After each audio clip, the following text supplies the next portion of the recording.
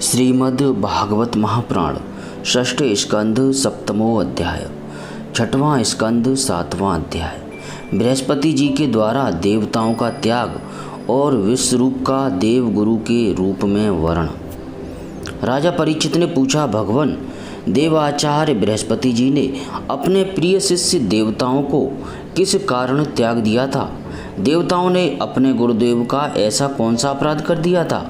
आप कृपा करके मुझे बतलाइए। श्री सुखदेव जी ने कहा, राजन, इंद्र को त्रिलोकी का ऐश्वर्य पाकर घमंड हो गया था। इस घमंड के कारण वे धर्म मर्यादा का, सदाचार का उल्लंघन करने लगे थे। एक दिन की बात है, वे भरी सभा में अपनी पत्नी सची के साथ ऊंचे सिंहासन पर बैठे हुए थे। 49 मरुदगण, 8 वसु, 11 रुद्र, आदित्य, रेभुगण, विश्वेदेव, साध्यगण और दोनों अश्विनी कुमार उनकी सेवा में उपस्थित थे। सिद्ध, चारण, गंधर्व, ब्रह्मवादी मुनिगण, विद्याधर, अप्सराएं, किन्नर, पक्षी और नाग उनकी सेवा और स्तुति कर रहे थे। सब और ललित स्वर से देवराज इंद्र की कीर्ति का गान हो रहा था। ऊपर की ओर से चंद्रमंडल के समान सुंदर श्वेत छत्र शोभायमान था। चंवर, पंखे आदि महाराजोचित सामग्रियां यथास्थान सुसज्जित थीं। इस दिव्य समाज में देवराज बड़े ही सुशोभित हो रहे थे। इसी समय देवराज इंद्र और समस्त देवताओं के परम आचार्य बृहस्पति जी वहां आए। उन्हें सुर असुर सभी नमस्कार करते हैं। इंद्र ने देख लिया कि वे सभा में आए हैं, परंतु वे न तो खड़े हुए और न आसन आदि देकर गुरु का सत्कार ही किया। यहाँ तक कि वे अपने आसन से हिले डुले तक नहीं। त्रिकालदर्शी समर्थ बृहस्पति जी ने देखा कि यह ऐश्वर्य मद का दोष है। बस वे झटपट वहाँ से निकलकर चुपचाप अपने घर चले आए। परीक्षित, उसी समय देवराज इंद्र को चेत हुआ। वे समझ गए कि मैंने अपने गुरुदेव की अवहेलना की है। वे भरी सभा में स्वयं ही अपनी निंदा करने लगे। हाय हाय, बड़े खेद की बात है कि भरी सभा में मूर्खतावश मैंने ऐश्वर्य के नशे में चूर होकर अपने गुरुदेव का तिरस्कार कर दिया। सचमुच मेरा यह कर्म अत्यंत निंदनीय है। भला कौन विवेकी पुरुष इस स्वर्ग की राजलक्ष्मी को पाने की इच्छा करेगा? देखो तो सही, आज इसी ने मुझ देवराज को भी असुरों के से रजोगुणी भाव से भर दिया। जो लोग यह कहते हैं कि सार्वभौम राज सिंहासन पर बैठा हुआ सम्राट किसी के आने पर राज सिंहासन से न उठे, वे धर्म का वास्तविक स्वरूप नहीं जानते। ऐसा उपदेश करने वाले कुमार्ग की ओर ले जाने वाले हैं। वे स्वयं घोर नरक में गिरते हैं। उनकी बात पर जो लोग विश्वास करते हैं वे पत्थर की नाव की तरह डूब जाते हैं। मेरे गुरुदेव बृहस्पति जी ज्ञान के अथाह समुद्र हैं। मैंने बड़ी शठता की। अब मैं उनके चरणों में अपना माथा टेककर उन्हें मनाऊंगा। परीक्षित, देवराज इंद्र इस प्रकार सोच ही रहे थे कि भगवान बृहस्पति जी अपने घर से निकलकर योग बल से अंतर्धान हो गए। देवराज इंद्र ने अपने गुरुदेव को बहुत ढूंढवाया, परंतु उनका कहीं पता न चला। तब वे गुरु के बिना अपने को सुरक्षित न समझकर देवताओं के साथ अपनी बुद्धि के अनुसार स्वर्ग की रक्षा का उपाय सोचने लगे, परंतु वे कुछ भी सोच न सके। उनका चित्त अशांत ही बना रहा। परीक्षित, दैत्यों को भी देवगुरु बृहस्पति और देवराज इंद्र की अनबन का पता लग गया। तब उन मदोन्मत्त और आतताई असुरों ने अपने गुरु शुक्राचार्य के आदेशानुसार देवताओं पर विजय पाने के लिए धावा बोल दिया। उन्होंने देवताओं पर इतने तीखे तीखे बाणों की वर्षा की कि उनके मस्तक, जंघा, बाहु आदि अंग कट कट कर गिरने लगे। तब इंद्र के साथ सभी देवता सिर झुकाकर ब्रह्मा जी की शरण में गए। स्वयंभू एवं समर्थ ब्रह्मा जी ने देखा कि देवताओं की तो सचमुच बड़ी दुर्दशा हो रही है, अतः उनका हृदय अत्यंत करुणा से भर गया। वे देवताओं को धीरज बंधाते हुए कहने लगे। ब्रह्मा जी ने कहा, देवताओं, यह बड़े खेद की बात है। सचमुच तुम लोगों ने बहुत बुरा काम किया।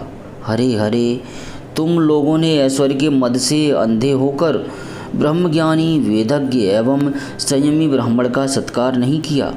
देवताओं, तुम्हारी उसी अनीति का यह फल है कि आज समृद्धशाली होने पर भी तुम्हें अपने निर्बल शत्रुओं के सामने नीचा देखना पड़ा।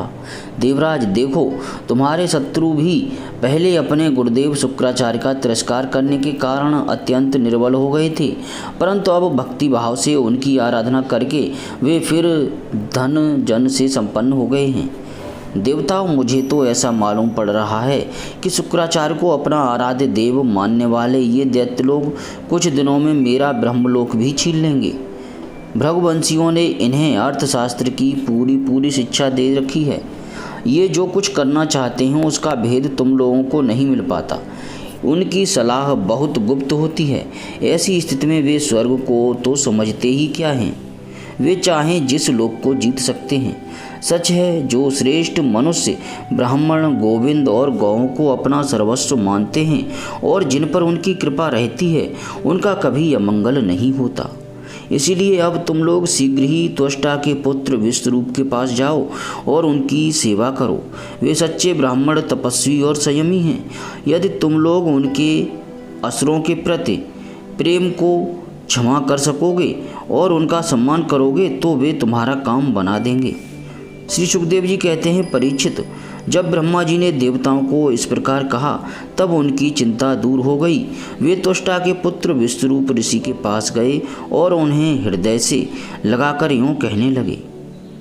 देवताओं ने कहा, बेटा विश्वरूप, तुम्हारा कल्याण हो। हम तुम्हारे आश्रम पर अतिथि के रूप में आए हैं। हम एक प्रकार से तुम्हारे पितर हैं, इसलिए तुम हम लोगों की समयोचित अभिलाषा पूर्ण करो। जिन्हें संतान हो गई हो उन सत्पुत्रों का भी सबसे बड़ा धर्म यही है कि वे अपने पिता तथा अन्य गुरुजनों की सेवा करें। फिर जो ब्रह्मचारी हैं उनके लिए तो कहना ही क्या है।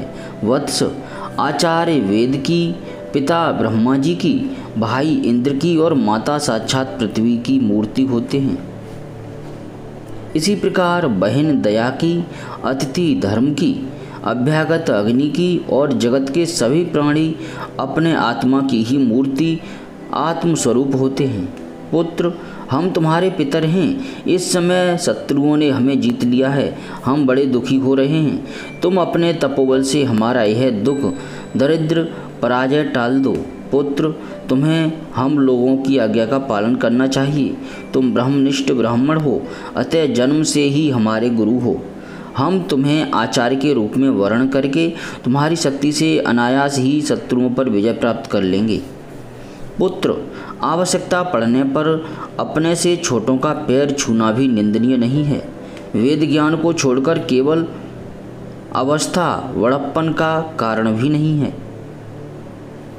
श्री सुखदेव जी कहते हैं, परीक्षित, जब देवताओं ने इस प्रकार विश्वरूप से प्रोहिती करने की प्रार्थना की तब परम तपस्वी विश्वरूप ने प्रसन्न होकर उनसे अत्यंत प्रिय और मधुर शब्दों में कहा। विश्वरूप ने कहा, प्रोहिती का काम ब्रह्म तेज को क्षीण करने वाला है, इसलिए धर्मशील महात्माओं ने उसकी निंदा की है।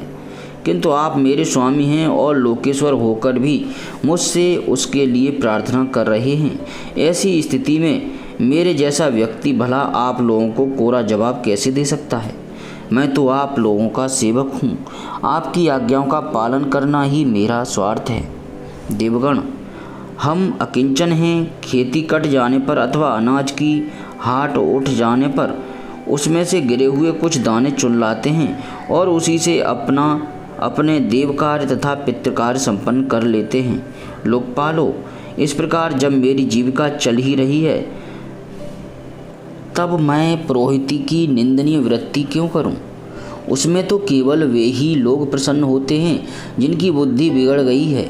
जो काम आप लोग मुझसे कराना चाहते हैं वह निंदनीय है, फिर भी मैं आपके काम से मुँह नहीं मोड़ सकता, क्योंकि आप लोगों की मांग ही कितनी है। इसलिए आप लोगों का मनोरथ मैं तन मन धन से पूरा करूँगा। श्री सुखदेव जी कहते हैं, परीक्षित, विश्वरूप बड़े तपस्वी थे। देवताओं से ऐसी प्रतिज्ञा करके उनके वर्ण करने पर वे बड़ी लगन के साथ उनकी प्रोहिती करने लगे। यद्यपि शुक्राचार्य ने अपने नीति बल से असुरों की संपत्ति सुरक्षित कर दी थी, फिर भी समर्थ विश्वरूप ने वैष्णवी विद्या के प्रभाव से उनसे वह संपत्ति छीनकर देवराज इंद्र को दिला दी। राजन, जिस विद्या से सुरक्षित होकर इंद्र ने असुरों की सेना पर विजय प्राप्त की थी, उसका उदार बुद्धि विश्वरूप ने ही इन्हें उपदेश किया था। श्रीमद् भागवत महापुराण षष्ठ स्कंध सप्तमो अध्याय समाप्त। जय श्री कृष्ण।